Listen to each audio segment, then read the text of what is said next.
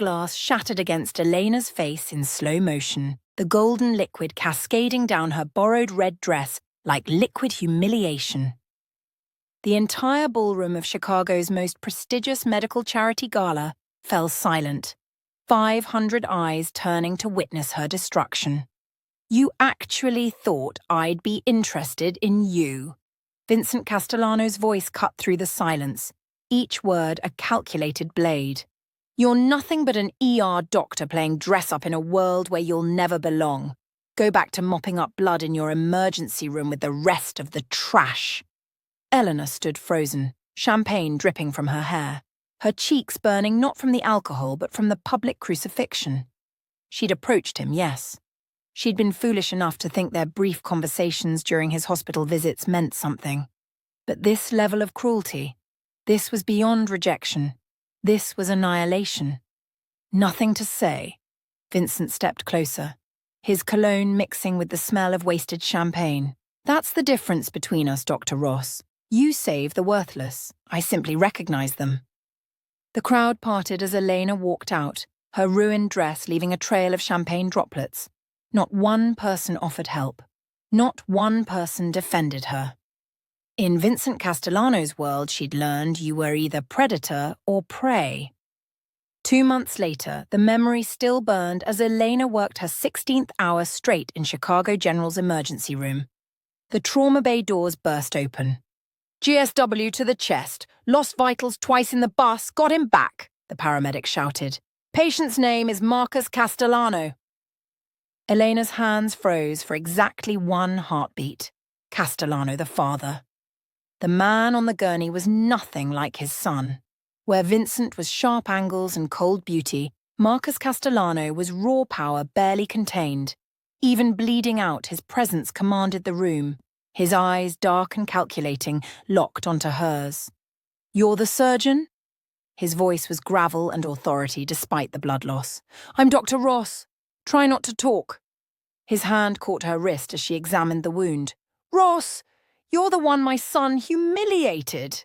Your son's an ass. Now let me save your life so you can go back to whatever crime lords do on Tuesday nights." Marcus actually laughed, then winced. "Crime lord? I'm a businessman. With a bullet in your chest. Even businessmen have competitors."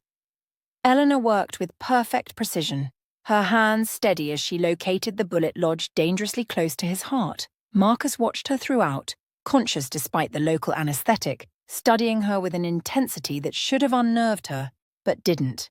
"You didn't hesitate," he said, as she sutured the final layer.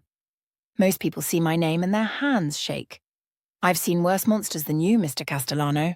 At least you bleed red like everyone else. Have dinner with me." Elena nearly dropped her suture kit. "Excuse me? When I'm recovered, have dinner with me." "Why would I do that?" "Because you're curious. Because you want to know if the apple fell far from the tree. And because—" he paused, his eyes never leaving hers. "You want to know what it feels like to be chosen instead of rejected. That's presumptuous. That's honest. My son is a fool, Dr. Ross. I'd like the chance to prove not all Castellanos are."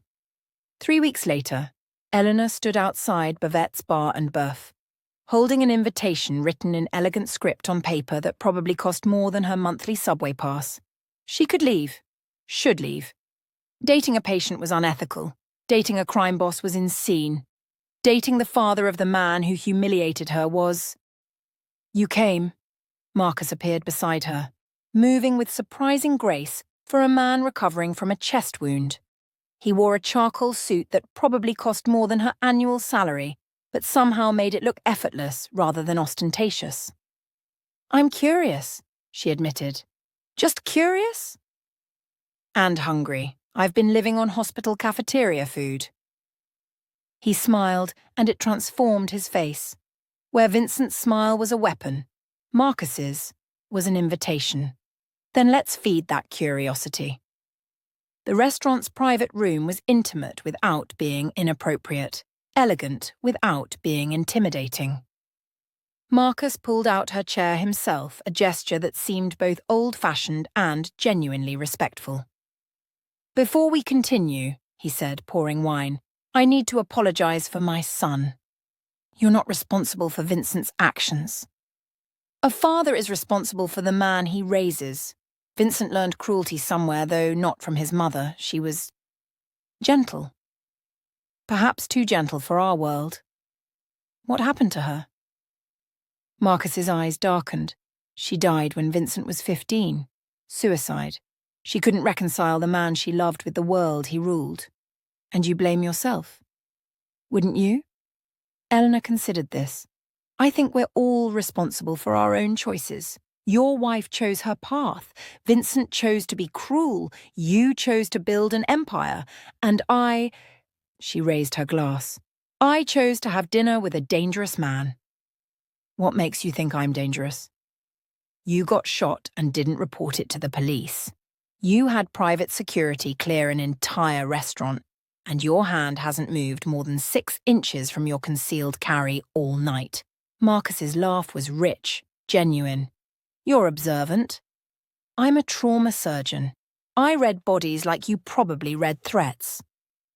And what does my body tell you? The question hung between them, loaded with more than professional curiosity. Elena leaned forward. It tells me you're tired. Not physically. Existentially. You're exhausted by the weight of your choices. You want something different but don't know how to get it without destroying everything you've built. Marcus stared at her for a long moment. My son was a fool to reject you, Elena Ross. Your son rejected me because I'm nobody in his world, Elena said, surprised by her own honesty. Maybe he was right. No. Marcus's voice was firm. Vincent rejected you because you're somebody he could never control. He saw your strength and it terrified him. My son prefers his women weak, malleable. You're neither. And what do you prefer? Equals. Their meals arrived, but the food was secondary to the conversation that flowed between them. Marcus spoke of building his empire from nothing, arriving from Sicily with $20 and determination. Elena shared her father's death, how he'd been killed trying to bring justice to the city's corrupt underbelly. Your father was Judge Ross's husband, Marcus said suddenly, the cop who tried to expose the Torino family. Elena's blood chilled. You knew him. I knew of him. He was an honourable man in a dishonourable world. The Torinos killed him for it. And you did business with the Torinos. Did. Past tense. I also made sure the men who pulled the trigger disappeared. Permanently. Why? Because killing cops brings heat. Bad for business. He paused. And because men like your father are rare. The city needs them, even if men like me can't afford to be them. So you're admitting you're a criminal? I'm admitting I'm complicated. As are you, or you wouldn't be here. Over the next month, Marcus pursued Elena with an intensity that was nothing like Vincent's casual cruelty. He sent rare medical texts to the hospital. He donated a new MRI machine to her department. He appeared at the end of her shifts with coffee and conversation, never pushing, always respectful. This is insane, Maya, Elena's best friend, said during a rare lunch break. You're dating Vincent's father, the same Vincent who... I know what Vincent did. This is revenge. You're using the father to get back at the son. Was she? Elena examined her motivations as she prepared for another evening with Marcus. The truth was more complicated. Yes, there was satisfaction in knowing Vincent would hate this, but Marcus himself... Marcus was something unexpected. You're thinking about him, Marcus said that night as they walked along the lake. Vincent, how did you know? You get a particular look when you're angry, a tightness around your eyes. You had the same look when you were stitching me up. Does he know about us? He knows I'm seeing someone. He doesn't know it's you. Are you protecting him or me? Marcus stopped walking, turning to face her fully. You, Elena. Always you. Vincent has my blood but not my heart. That died with his mother. Or so I thought until a brilliant doctor with steady hands and fierce eyes saved my life and made me want to deserve it. He kissed her then, And it was nothing like Eleanor had expected. Not demanding or possessive, but questioning, almost vulnerable. When they pulled apart, she saw something in his eyes she hadn't expected. Fear. "I'm too old for you," he said. "Too damaged. Too dangerous." "I'm not a child, Marcus. I know what you are." "Do you? Do you know about the men I've killed? The businesses I've destroyed? The laws I've broken?" "Yes." "And you're still here?" "I'm still here." That night, Elena went home to find Vincent waiting in her apartment lobby. Her blood turned to ice. "Hello, Dr. Ross. How did you—" "I own this building. I own most of this block, actually." He stood, moving toward her with predatory grace. "Imagine my surprise when security told me you've been coming home late. With my father. Get out. He doesn't know, does he? Doesn't know you're Judge Ross's daughter. Doesn't know Mommy Dearest has been building a RICO case against our family for 3 years." Elena's heart hammered. "I don't know what you're talking about." Vincent laughed, the sound sharp as breaking glass.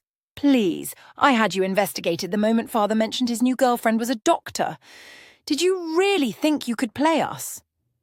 "I'm not playing anyone." "No?" He stepped closer, backing her against the wall. "Then what do you call fucking my father? Research?" "I call it none of your business." His hand slammed against the wall beside her head. "Everything about my father is my business, especially when it involves a federal judge's daughter spreading her legs for information. You're disgusting. I'm honest. And here's more honesty. You have 48 hours to end it with him, or I tell him everything." "Why do you care? You made it very clear I'm nothing to you." Something flickered in Vincent's eyes. Jealousy, regret, desire. "You were nothing. Until you became his. Now you're a problem I need to solve." "Or what? You'll humiliate me again? Pour more champagne on me?" "No." He leaned in close enough that she could smell his cologne. "I'll destroy you. Your career, your mother's case, your life. You think what I did at the gala was cruel? That was foreplay compared to what I'm capable of. Your father will hate you for it. My father will thank me when he learns the truth. 48 hours, Elena. Choose wisely." After he left, Elena called Marcus with shaking hands. "I need to see you," she said. "What's wrong?" "Vincent knows. About us." Silence. Then, "Come to the penthouse. We need to talk." Marcus's penthouse occupied the top 2 floors of a building that scraped Chicago's sky. Eleanor had never been here before. They'd carefully kept their relationship away from his primary residence. Now she understood why. This was the seat of power, where the Castellano empire was truly run. "Vincent was here an hour ago," Marcus said, pouring whiskey with steady hands, raging, threatening. "He thinks you're using me. What do you think?" Marcus turned to study her, his dark eyes unreadable. "I think my son is desperate and jealous and terrified of losing the only parent he has left. That's not what I asked." "No, it's not." He handed her the whiskey. "Elena, I need you to be completely honest with me. Is your mother building a case against my family?" The whiskey burned her throat. "Yes." "And you knew this when you agreed to see me?" "Yes." "Are you feeding her information?" "No." Marcus moved to the floor-to-ceiling windows overlooking the city. "But you could. You have access to everything now. My files, my contacts, my operations. I haven't looked at anything." "But you could," he repeated. "Vincent's not wrong about that. You could destroy us." Eleanor set down her glass and walked to him. "I could have destroyed you the night you came into my ER.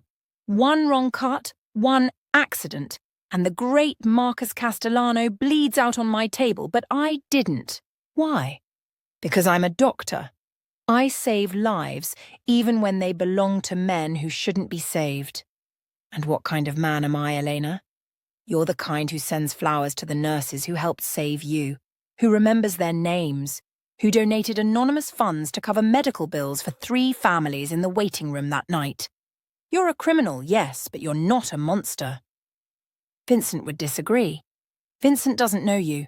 He only knows the empire, the legend, not the man who quotes Dante during dinner or who keeps his wife's painting in his office 15 years after her death. Marcus turned to her then, his hand cupping her face. I'm falling in love with you. God help me, I know it's wrong, dangerous, impossible, but I love you too, Elena interrupted, surprised by the truth of it. Despite everything, because of everything, I love you. He kissed her then, and this time there was nothing held back. When they finally pulled apart, Marcus's expression was pained. Vincent gave you 48 hours. What are you going to do? I'm going to tell you everything. Then you can decide if you still want me. Elena told him about the humiliation at the gala, about her mother's investigation, about her initial plan for revenge that had transformed into something real. Marcus listened without interrupting, his face a mask. So Vincent was right, he said finally. You did come for revenge. I came for answers. I stayed for you. And your mother? What will you tell her? Nothing. I made my choice the night I didn't let you die. She'll destroy you for protecting me. Maybe. But Vincent will destroy me if I don't leave you. Either way, I lose. No. Marcus's voice turned to steel. Vincent doesn't get to dictate terms. Not about this. He's your son. He's a spoiled child who thinks cruelty is strength. His mother would be ashamed of what he's become. Marcus pulled out his phone. Vincent, my office, now. 20 minutes later, Vincent arrived, his face a mask of cold satisfaction, until he saw Elena. You told him? He seemed genuinely shocked. She told me everything, Marcus confirmed, including your threats. I was protecting you. You were protecting yourself, your position, your inheritance. You've never protected anyone but yourself, Vincent. She's using you. Her mother is doing her job. Elena isn't. Vincent's composure cracked. You're choosing her over me? Your own blood? I'm choosing love over fear. Something you wouldn't understand. Because you never taught me, Vincent exploded. You taught me power, control, violence. You taught me that love was weakness. Mum loved you, and look what happened to her. Your mother didn't kill herself because she loved me. She killed herself because I couldn't love her back. Not the way she deserved. I was too consumed with building this empire to see what it was costing. And now you want to throw it all away for her? Vincent pointed at Elena with disgust. No, I want to transform it. Make it something your mother wouldn't be ashamed of. Something legitimate. Vincent laughed bitterly. Legitimate, we're Castellanos, we're criminals, that's what we are. That's what we were. Elena's shown me we can be more. Elena's shown you nothing but what's between her legs. The slap came from Elena, not Marcus. Vincent's head snapped to the side, a red mark blooming on his cheek. You can insult me, she said quietly. You can threaten me, but you don't get to reduce me to that. Not anymore. Vincent touched his cheek, something shifting in his eyes.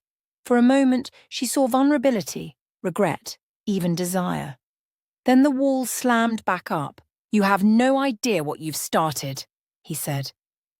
The other families won't accept this. Our enemies will see it as weakness. Then we'll handle them, Marcus said. We? Vincent's voice turned mocking. There is no we anymore, father. There's you and your whore, and there's the family. Choose. I choose her. The words hung in the air like a death sentence. Vincent's face went white. Then you're already dead. Both of you. He left, slamming the door hard enough to shake the penthouse. Elena found herself in Marcus's arms, both of them trembling slightly. He's right about one thing, Marcus said, still holding her. The other families will come for us now. Vincent will make sure of it. Then we stop him first. Marcus pulled back to look at her. We? I'm not leaving you to face this alone. But Marcus, I need to know something. Can you really change? Can the Empire become legitimate? With your help? Yes. I've already started moving assets, closing certain operations. Vincent's been fighting me every step. Then we accelerate it. Use my mother's investigation as cover. Give her the criminal elements while protecting the legitimate businesses. You'd do that? Betray your mother? I'd be giving her what she wants. Criminals behind bars. Just not you. Over the next week, they worked together, Marcus teaching Elena the intricacies of his empire, while she helped him understand which parts could survive in the light. It was during one of these late-night sessions that Vincent made his move. The window exploded inward, bullets shredding the air where they'd been sitting moments before. Marcus threw Elena behind the massive oak desk, his gun already in his hand. "Torino's," he said grimly. "Vincent gave them our location." "Your own son sold you out?" "He's not my son anymore." The firefight was brief, but vicious. Marcus moved with lethal precision, every shot deliberate. When the silence finally came, 3 men lay dead, and Marcus bled from a graze on his arm. "We can't stay here," he said. They fled to a safe house on the city's south side, a modest apartment that felt worlds away from the penthouse. Elena cleaned and bandaged Marcus's wound while he made calls, arranging security and gathering intelligence. "Vincent's declared himself the new head of the family," he said, ending the last call. "Half the capos are with him." "And the other half?" "Waiting to see who survives." "Then we need to prove it's us." "Eleanor, this isn't your fight. It became my fight the moment I chose you." She took his face in her hands. "I'm not your wife, Marcus. I'm not going to run or hide or let this destroy me. We're going to win." "How?" "By being smarter. Vincent thinks with his ego. You think with strategy. And I think like someone who's spent her life saving people from their worst mistakes." Eleanor called her mother. "I need to see you," she said. "It's about the Castellanos." They met in Judge Ross's office, the weight of law and order pressing down from every surface. "You look tired," her mother observed. "I've been busy." "With Marcus Castellano?" Elena didn't flinch. "Yes. You're sleeping with the subject of my investigation." "I'm in love with him." Catherine Ross's composure cracked slightly. "Elena, no, these men, they're poison. They destroy everything they touch." "Marcus isn't poison, he's trying to change." "They all say that." "Vincent tried to have him killed, his own son." That got her mother's attention. "Vincent Castellano is moving against his father?" "He wants the empire, the old way. Marcus wants to go legitimate, and Vincent sees it as weakness. And you want me to what? Choose sides in a mob war? I want you to get the real criminal. Vincent's violent, unstable, and has direct ties to human trafficking through the Torinos." Her mother studied her for a long moment. "You're asking me to protect Marcus." "I'm asking you to get justice. Real justice, not just headlines. If I do this, if I focus on Vincent, Marcus has to give me something real. He'll testify, against his own son, full cooperation. You've discussed this with him? I know him. He'll do what's necessary to end this right." That night, Eleanor returned to find Marcus meeting with his remaining capos. They fell silent when she entered. "The lady shouldn't be here," one said. "The lady is the reason we're all still alive," Marcus replied. "Show respect, or leave." "Boss, with all due respect, Vincent's got the Torinos, the Russians, and half our own people. We can't win this war." "We're not going to war," Elena said, stepping forward. "We're going to court." The room erupted in protests, until Marcus silenced them with a gesture. "Explain," he said. "Vincent's weakness is his ego. He needs to be the king, so let him think he's won. Meanwhile, we give the feds everything on his illegal operations. He goes down for the crimes while the legitimate businesses remain protected under new management." "You want me to rat out my own blood?" Marcus asked quietly. "I want you to choose between your son's cruelty and your own redemption. Vincent made his choice when he ordered your death." The room was silent. Finally, Marcus spoke. "Make the deal." The takedown happened 3 days later. Federal agents swept through the city, arresting Vincent and 43 associates. Eleanor watched from Marcus's hospital room. He'd checked himself in for observation to establish an alibi. Vincent was brought past in chains, his eyes finding them through the window. The hatred there was absolute, but underneath it, Eleanor saw something else. Heartbreak.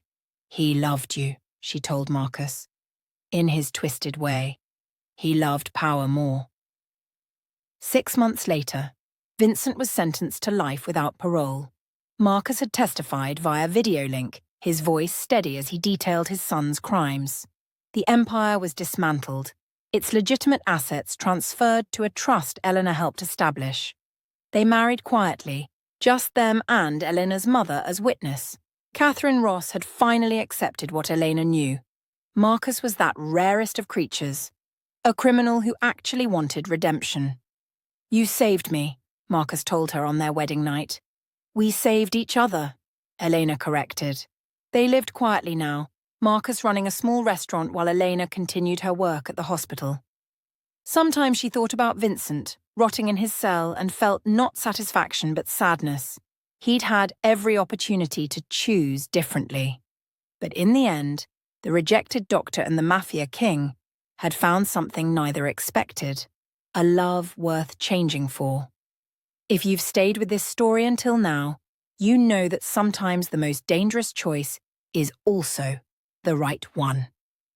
Comment below if you believe people can truly change, or if we're all prisoners of our nature. And remember to subscribe for more stories that explore the thin line between love and destruction, redemption and revenge, because in the end, we all have the power to choose who we become.